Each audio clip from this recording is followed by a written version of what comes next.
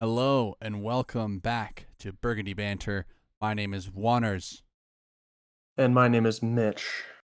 We are back talking some Rapids for you here on the State Footy channel. This is Burgundy Banter, the State Footy Rapids podcast.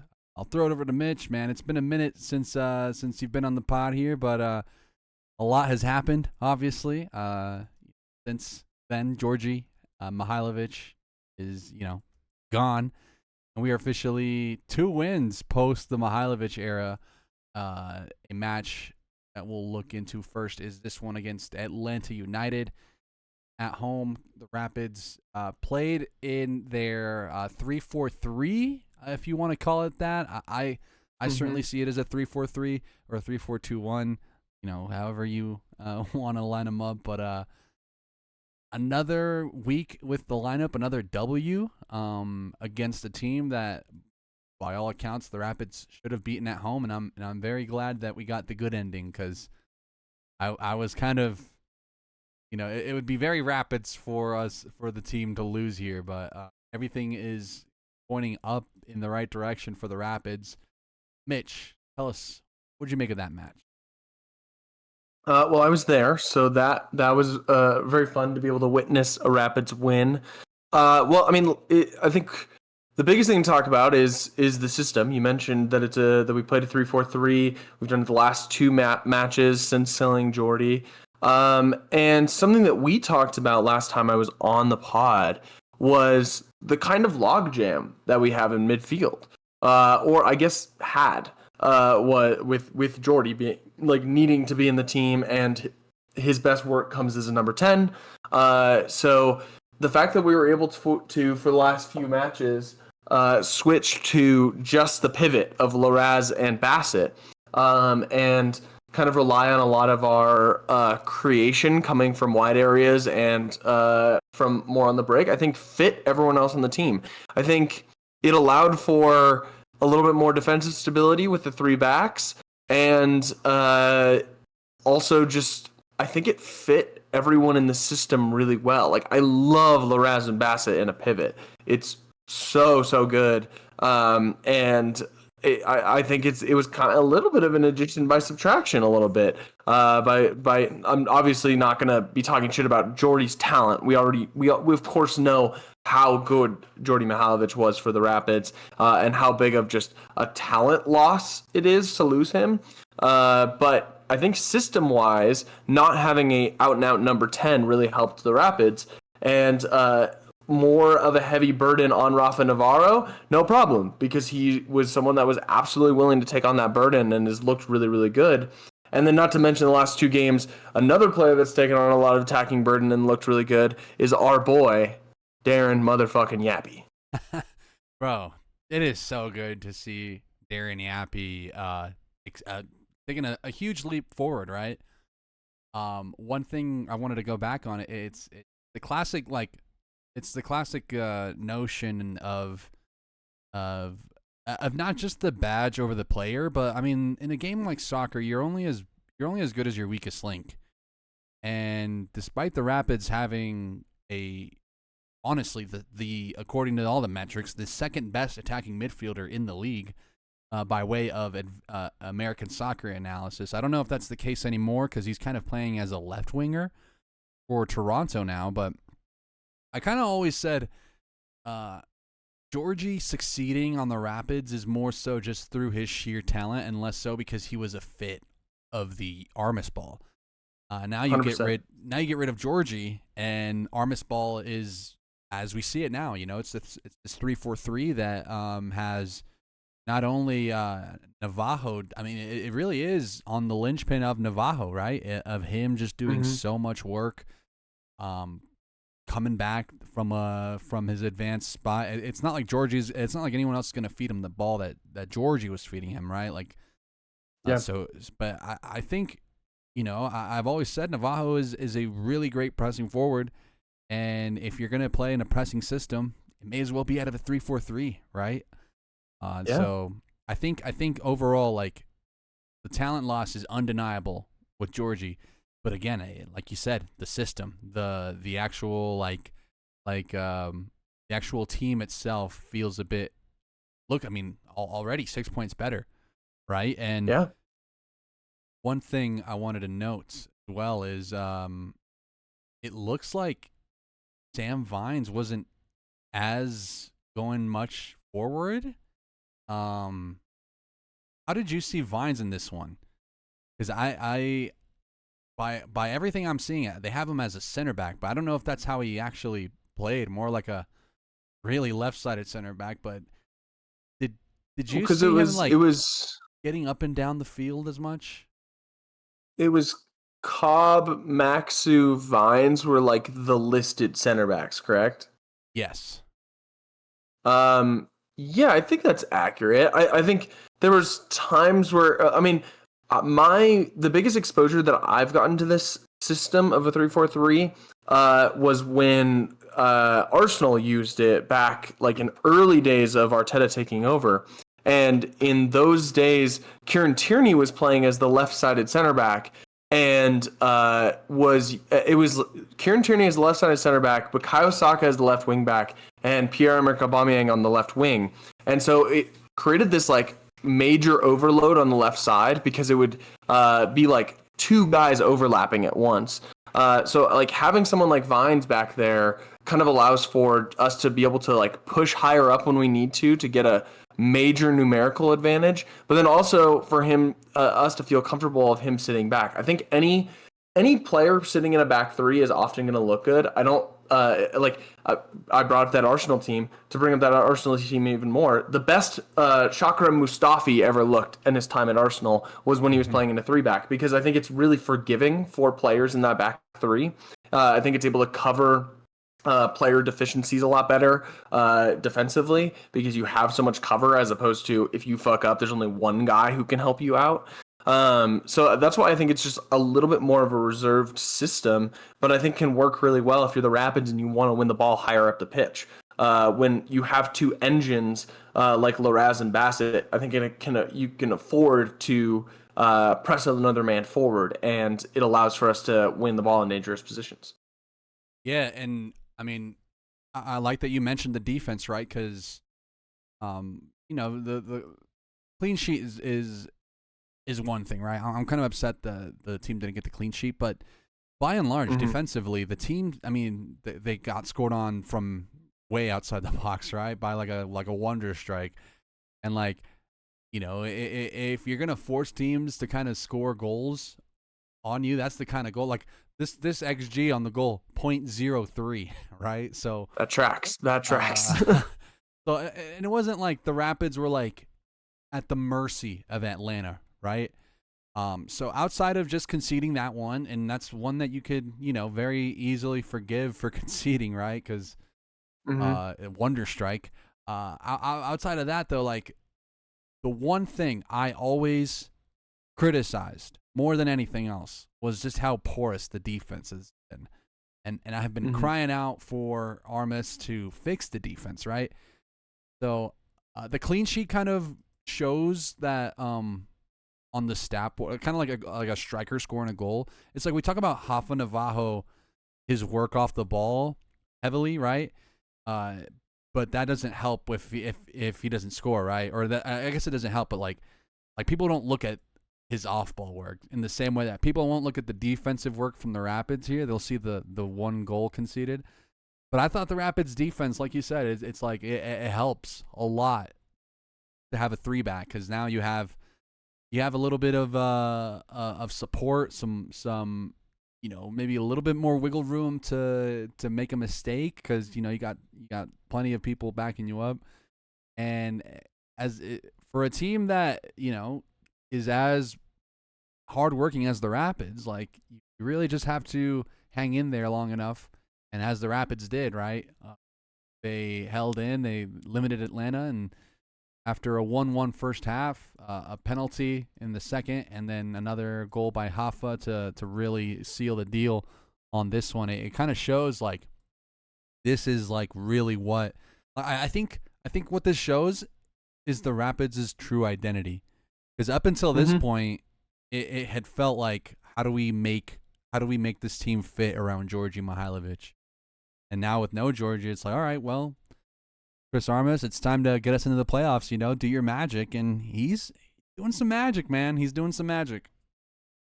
Yeah, I think it'd be very easy for us to just kind of roll over after selling someone like Jordy. Clearly, the front office didn't want to move on from him. I don't think Armas wanted to sell him. So I think it would have been very easy to be like, all right, well, this year's a wash.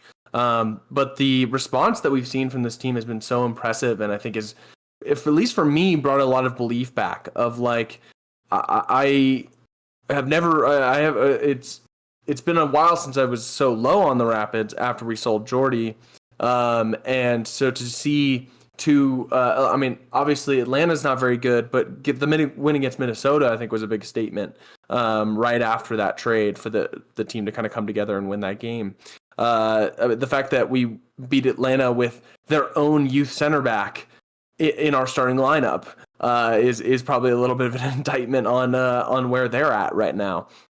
And the fact that like we were able to kind of have a little bit of flexibility of like, Ian Murphy is the one that's being pushed up higher on the left, and Sam Vines is the one that's staying home a little bit more. I like that Armas is trying things like that and tinkering with his team a little bit. And it's only going to get better with these incomings that we have in, because I've really liked what we've seen from Yappy and from Rafa, and Calvin Harris has looked great. But it's going to be very exciting to see what happens when we have these new players in the attack. Yeah, and we'll get into that. I think you hit the nail on the head there for Atlanta. It like my one for all the good things I have said about the team, the one thing I will say, it is Atlanta. You know what I mean? Like, this I'm glad though, because last week I was kind of on a bummer with this team, given it's kind of like that saying, right? First time is a fluke, second time it's a coincidence. And third time, as the Rapids will talk later, third time is where we really should see that habit of winning against teams that are below us. But do you have any more Atlanta thoughts before we talk about these incomings that you? The original green kits looked phenomenal on the pitch. And then it was also Balboa's numbers retirement, so that was also very cool. I had to double take every time, because Atlanta were wearing their away kits, and they're like they're the blue. They're very similar to those New Day kits. So yes, 100%. I had to look up and make sure I wasn't seeing the Rapids for a bit. But yeah, a very good vibes game. And typically when the vibes are good in the air, in in Commerce City, when there's like a buzz outside of the game, there's also that C38 Makers Market. I heard that was a big success as well. It's like when you have all these things outside the game, it's like, okay, where the catch is the result, right? But very happy that the result was what it was, and it was a very, very good 3-1 victory at home. Let's talk about these incomings though, because the Rapids were quick use the money from the Georgi Mihailovic sale. They brought in kind of a Georgie light, I'd say, player in Paxton Aronson. I saw Rapids Twitter going crazy with not Rapids Twitter going crazy, but I saw USMNT Twitter going crazy, and a lot of Rapids Twitter clapbacks were really good to see. I couldn't join in on all the fun, but I was kind of lurking and seeing and drinking the tears of the U.S. national team fanboys. But I'm gonna throw it over to you, man. What do you make of this signing? Because I really don't know what to think, and I think this is one of the first times I've been kind of stumped by a signing, and I think I'm more so patiently waiting along for the ride. You know what I mean? But what do you make of Paxton Aronson playing in Burgundy? I'm curious to hear about your tepidness, because I am hyped. I think one of the biggest things as like a Rapids fan after that Jordy sale is thinking that the Rapids aren't showing ambition, of like, oh, by getting him we showed some ambition, and then here we are a year and a half later selling him. but to turn around and immediately spend that money on not only like a very, very exciting young player, like one of the best young players in the Netherlands last year. Everything that Jordy did in the Netherlands, Paxton did it times 3. Like he had 14 goals and assists for Utrecht last year. Like he is a very, very good player who was being courted by European clubs. Like other European clubs wanted to either take him on loan or buy him in a permanent transfer this year. And instead he chose to join the Rapids. And I think that's a huge show of faith by the Rapids to come to this 22-year-old who is playing for the national team, offer him DP money, and get him to choose us over like a championship team like Southampton, who are rumored to be interested. Like that's a huge show for the Rapids and a huge get. I understand US Men's national team fans' frustration. I think if he wasn't going to my club, I think I'd maybe be a little annoyed if I was like harder about the national team. But they're all being such fucking freaks about it that I don't want to like anything to do with their crazy ass takes of that like US soccer should sanction the Rapids because they're showing ambition. Like we're not telling these guys at gunpoint that they need to join us. Like we offered him a contract that he wanted to sign, and that is very, very exciting. I think that I think if you designed a player in a lab to thrive in a Chris Armas system, it's Brennan and Paxton Aronson. Like these two boys are going to run their fucking asses off. So to get Paxton Aronson, who has the higher potential of the Aronson brothers and has been able to prove that he can do it in Europe. He's more of a mature player than he was in Philadelphia. I think he's like clearly grown into his body a little bit more. I think there was like a little bit times where you could see the talent, but he was a little bit more of an awkward teenager in his time with the Union. So I'm very, very excited to see this kind of a little bit more, I wouldn't say full-fledged because he's still a young player, but again, he was better in the Netherlands than Jordy was. So there's not a doubt in my mind that he's going to come back to the US and be able to do what Jordy did and maybe more. Because of his off-the-ball work and because of what he's going to bring to the team in all phases of play, which is exactly what we need for the Rapids. Yeah, I think my tepidness comes from I just don't know where he slides in, right? And the case could be made because I know when he was at the Union, he would play a little bit on the wing, but I think mostly he was playing as a 10, right? Yeah, I think he's played a lot as a 10, but I see no reason why he couldn't translate to the wing in this Armas system. I think, like we were talking about, what we've seen from the 3-4-3 the last few games has been really, really encouraging, and I don't know if we would want to change that system. I think I'd love to see him where Calvin Harris has been playing in this system and try it out at the very least. Like the 3-4-3 is working, so we should not abandon it right away. Let's see if Paxton can come in and work within this system, and if it's we're not liking what we're seeing from him, then maybe we switch it around and try to build more around him. He is our premier designated player signing that we've just made, so I think there is a part of it where you do have to shift the team to make sure it fits with him. But I see no reason why he wouldn't be able to work in the same way that that Calvin Harris has in the system. Now, beyond that, I mean, it does make Teddy Kudi-Pietro and Alexis Manyoma's situation a lot more palatable. Now these two players aren't necessarily the end-all, be-all. These guys need to produce to, be immediate impact guys. It could lighten the load off of them, and you know what I mean? 100%. Like, because I really liked this 3-4-3, but more than anything, I've really liked Teddy off the wing or off the bench. Yeah. And if it just so happens that now Calvin Harris gets relegated to the bench in favor of Paxton, that's now like what, 3 solid guys, each with pace, each with their own little. I mean, we still have yet to see Manyoma, right? But with Teddy, I think of a guy who can just magnet ball at his feet, can take players on, right? And Calvin, I see a fast speedster that can knows just how to angle his body to get in behind to certain situations. Like Mm-hmm. the winger core from the start of the season to now has just completely 180'd in ways that has made me really happy. And, maybe Aronson's not a winger. Maybe we go back to a 4-2-3-1. Maybe it does stay as a 3-4-3. But either way, I'm like, honestly, yeah, tell me. Sorry to interrupt. One thing that like we may see is just a tweak on the system we're already using. We're already playing 2 number 9s in this 3-4-3. Like Right.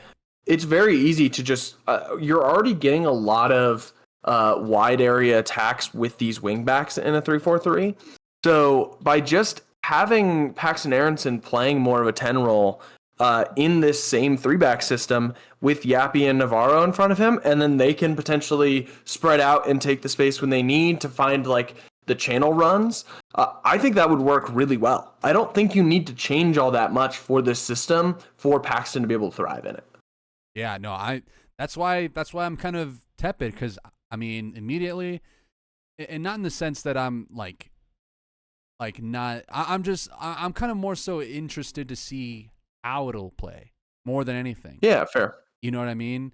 Because right now, like, if it was we sold Georgie and then immediately got Paxton, my brain goes, okay, 4-2-3-1, stick there, and honestly, like, I think this goes without saying, but formation in football is like, it's kind of irrelevant, really. For sure. What matters most is just what each player is tasked to be doing, right? Like, what is the role of the player here? And if Aronson is like, because even in a 4-2-2, right, you could put that Rafa, Navajo, and Yappy partnership up top, and then you have 2 inside forwards in Aronson and company, like whoever you want, whoever you need in that. Maybe it is Harris, maybe that's how you fit them all in. In any case, I think what has worked is this 3-4-3. If Aronson kind of comes in and tweaks it a bit, I'm fine, because when you lose a player like Georgie and in immediate like aftermath of it, it was very down, because it felt like rinse and repeat. But I had written in an article, this could either be like Columbus Crew when they sold Lucas Zelarayan, they immediately went out and got Diego Rossi, right? Yep. RSL, when they sold their kind of star player, they crashed out entirely out of the playoffs. So this looks a lot more like a Zelarayan Rossi deal than it does the RSL, which is really, really good. I mean, we could only hope for the highs of the Columbus Crew selling Zelarayan and then going and winning MLS Cup. So if it works out that well, I'm all for it. I will say that when we sold Jordy, it was looking like, oh, we're giving up and we're not making the playoffs. Now all of a sudden it's like, oh no, we're making the playoffs. Like that's not a question anymore, I don't think. I think this team absolutely has the talent to make the playoffs. I think we've known that the entire season. And I think it'll be interesting. We've had this long conversation about tactics and see how Paxton will fit in this team. I think that remains to be seen, but I think I don't see a world where he's not going to fit in. I think he's made for Armis's system. I think he's going to be great. But I think we just got to zoom out and look at it from the macro perspective of like, dude, we've broken our incoming transfer window, our incoming transfer record 2 or 3 times now in the last 2 years. That's pretty good. Like the Rapids haven't shown this kind of ambition in a fucking while. So it's really cool to see us spending the money. Yeah, and I mean, beyond that, one of the first few teams to use that new cash first system, right? When they got Teddy. And so I think as the league grows, as the league mechanisms allow for more of this maneuvering, like, because 3 years ago after 2021, you're not getting a guy like Teddy Pietro with how the salary was structured and how the rules were set up, right? So I think what it allows is, like his, because yes, I mean the as a whole, KSC probably aren't that involved day to day, aren't probably they're very much like a set and forget kind of team. But if they are to set and forget, like MLS is allowing plenty of maneuvering for the clubs that probably don't have that backing from their club, right? And so Yeah, absolutely. I'm all for it. I always have said that the playoffs is minimum this year and next, because then at that point, I think a lot of what was outlined in the op-ed almost 8 years ago now, like almost to the day, I think. Like a lot of that was, we want to be in the playoffs year after year after year, right? Well, this is another year where you got to show that, like, yes, we are the team that is in the playoffs. Because once you're in the playoffs, right, and like form can go out the window. It is knockout games. It's anyone can win, even against some of these teams in the West. Like right now, I'll say it, the West is one of the weakest. It's kind of the weakest it's ever been. And I mean, I'm looking at the table right now. The Rapids are in 7th place with 36 points. We're only 1 point behind Portland, who have 37. We're only 4 points behind LAFC in 5th. And our remaining games are the Galaxy, who are below us, Sporting Kansas City, who are below us, the Dynamo, who are below us, Dallas, who are below us, Minnesota, who are one of the few teams that are above us, Real Salt Lake, who are below us, but it's a rivalry game, and then LAFC, who are right above us. Like, these are all winnable games. We've already beaten a team like Minnesota, and we know that we can show up for the Rocky Mountain Cup against a team that like RSL, who are not in their best form this year. Like, the Rapids' outlook going forward is so much higher than a lot of these teams, I think. Yeah, the one caveat there is the Rapids do have an additional game on Portland, 2 games ahead of 2 games played on Austin, 3 games behind LAFC. So, like, there's still a lot of season that has to be played. But you're right. Like right now, Rapids are in the driver's seat. And this past weekend, I kind of want to go through these results here, because this past weekend was probably one of the most serendipitous I've ever seen since the 2021 season, when all the results lined up perfectly for the Rapids to get first place in the West. Juanners, this is not outside the box. What are we talking? We can't talk about other teams. What is happening? Well, it only matters because Portland lost. They're ahead of us. Austin dropped points at home, 2 games in hand. Like, that is, 2 awesome, like, two points that they really needed. San Jose lost at home. RSL lost on the road. Dallas dropped points, and below that, Houston also drew. So it couldn't have worked out better for the Rapids this past weekend to go from 9th to 7th, and now they have plenty to play for. So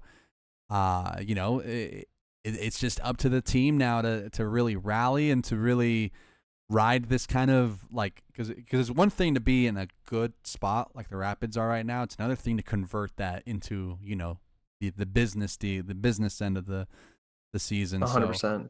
So, but yeah, it's theirs to lose at this point. And so, like you said, Rapids will be facing LA Galaxy, but there is another player that the Rapids did sign, and that is Rafael Santos from Orlando City. $325,000 in GAM, which I think is a very good deal for a depth left back. What are your thoughts on the Santos trade? Because I can go on a lot about Santos. I'm a big fan of his game, but again, it's kind of like, how does he fit? How does this work? I will absolutely say that I have not watched him, but I do know that if we're trading for a left back, that gets the clock ticking on Sam Vines. He's one of our most expensive players, and he's not performing like it. So I think I love a move like that kind of lights a fire under another player.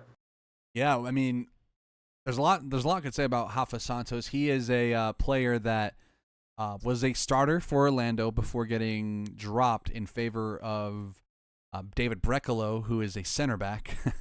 And whenever Orlando played in a 3-back, Santos was always snubbed for their winger, Ivan Angulo. So I've seen a lot of Rapids fans project him as a left wing back. I think they're going to be a little bit disappointed to see that he's.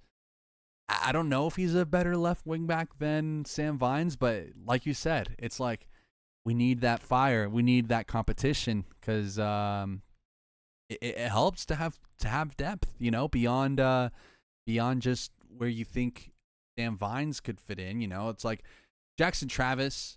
I thought had a great first half of the season. Has kind of like petered out. Has less competition now. But if you want a guy that can actually push all the fullback core a little bit, it's Rafael Santos.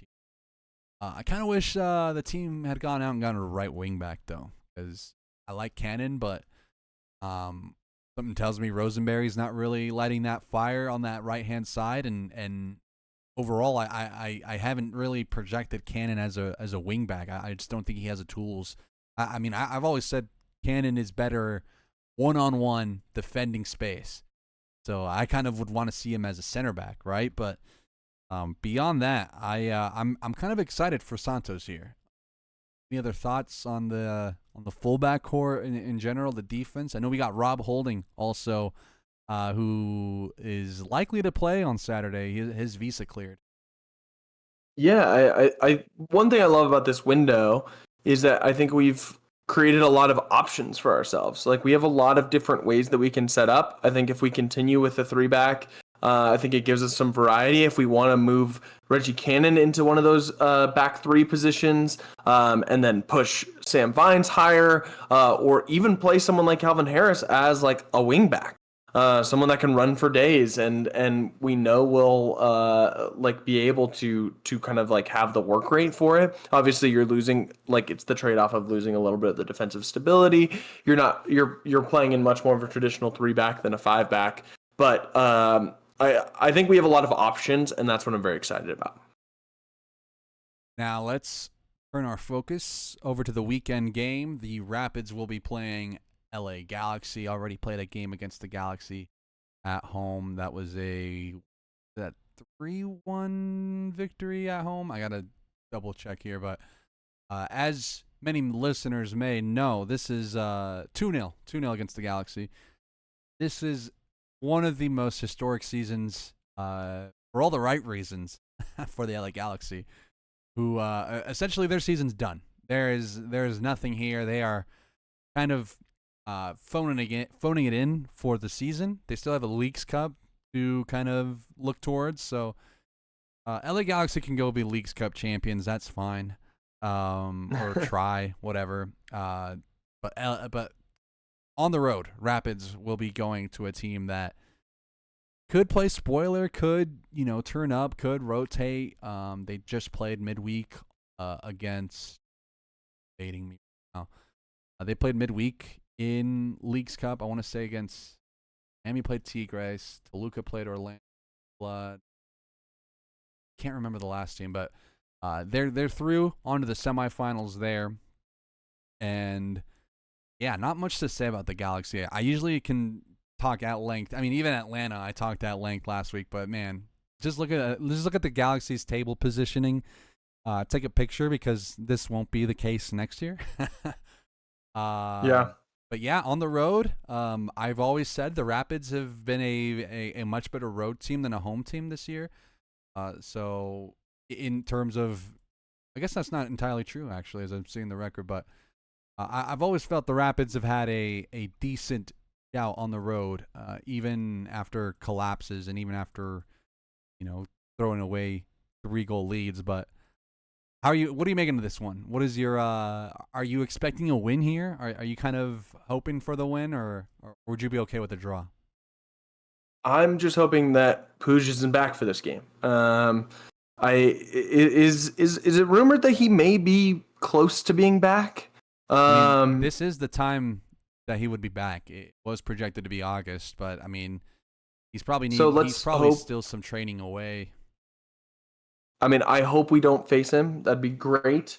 I think the expectation is that we want to win this game. Obviously, we all know how tough away games in MLS are.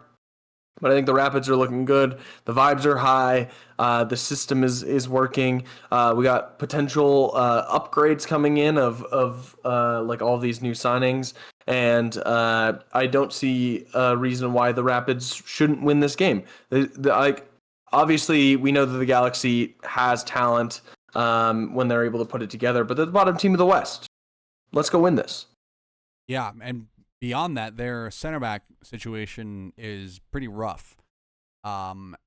Ricky Puig has not played this at all this season. I think we could see him, but I don't think. I think this is a case where the Rapids may clean up in time that by the time he, runs for 10 minutes to get some feeling back, by the time he's on the pitch, I think the result should be kind of, if it's 0-0 and Ricky's coming on, we got some issues. But even then, like, I just don't think the Galaxy would be that dumb to rush Ricky Puig back after, a disastrous season. Like, save him for Leagues Cup, right? And only play him if it's for fitness levels.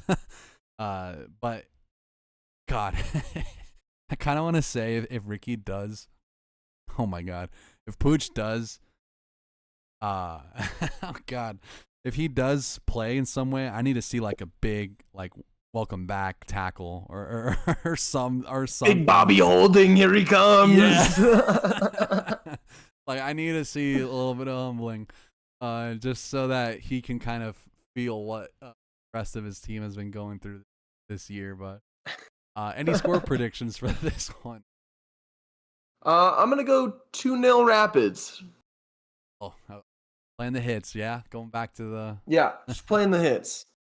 Man, I kind of want to see still have yet to see that Rapids coming out party. It's been a minute, and especially for Armis. I think the most the Rapids have scored this year is 3. So give me like 5. Give me 5, dude. Whoa! Give me 5. Whoa! Come on. Who's scoring the 5? Who's getting the goals here? Oh man. Well, you pick out your goals first. You got 2. I'm gonna go with Hoffa and a Bobby Holding debut header. Okay. I'll steal that Holding header because I do like that. That sounds like it's written in Rapids the script, honestly. His girlfriend's gonna be there because Angel City is off this weekend. Easy. Yeah. That's that's like the deep cuts that they look for, Yeah, 100%. That's called EV, baby, expected value. I'm gonna go with Cole. We haven't seen Cole score, so Cole. Ooh, love it. Yeah. Sorry, we have seen him score. We haven't seen him score in a minute. Cole, give me Holding, give me Yappy, Navajo, and off the bench, Cudi Pietro. I love a goal party. I love 5 different goal scorers for 5 goals. That's great. All assisted by. Well, I hope Oliver you're Larez. right. I absolutely. Beautiful. Nah, in truth though, I mean, I can kind of see this being a shootout too. Just because LA do have the quality, they do have talent, they do have players that could give the. I mean, Peck still on the team, right? Paint still kind of always gives the Rapids a little bit to worry about. So I mean, it could easily be a multi-goal game here is what I'm really expecting. And if I think we do see 5 goals. I'm just hoping it's all from the Rapids side. At the very worst, hopefully 3-2. But yeah, any other thoughts here before we wrap the pod up? Yeah, I got one more thing. I think it's very, very cool by the club to do a jersey exchange program for Paxton Aronson. If you bought a Jordy Mihalovic number 10 Headwaters or OG kit, they're letting you exchange it for a Paxton Aronson jersey, and I think that's a really cool move by the team. Yeah, I burned all 3 of mine, so. No, I'm just kidding. What about the one flag kit? Nothing for that? Is it just those 2 new ones? I think it's probably just for the new ones, which That makes sense Yeah, from their yeah. perspective. I understand the asterisk they're putting on this. Well, I mean, it would suck to have a green kit, and I mean, what? Not even see Georgie playing it? Yeah, it's like you bought it a month ago. Yeah. Did Georgie play in the green kit? If so, Not once. we gotta. This was our first game in the green kit. So yeah, he never wore it. Not even in Leagues Cup, like one of those 2 Leagues. I don't think we didn't wear it in Leagues Cup, did we? I thought that like this was the first game we wore it because it was the Balbella number retirement and stuff. Pretty sure I don't know. No, you're right, because I think I was upset that we didn't have it for one, but I'm just going I'm going into a psychosis, honestly. It's playoff season. That's that's where my head is Fair. at. But yeah, Mitch, where can they find you? You can find me on Bluesky at Mitch Piotr, and you can also find me talking about Arsenal on the Shirtless Plantain Show. You can find me also on Bluesky, Juanners.Bsky.Social.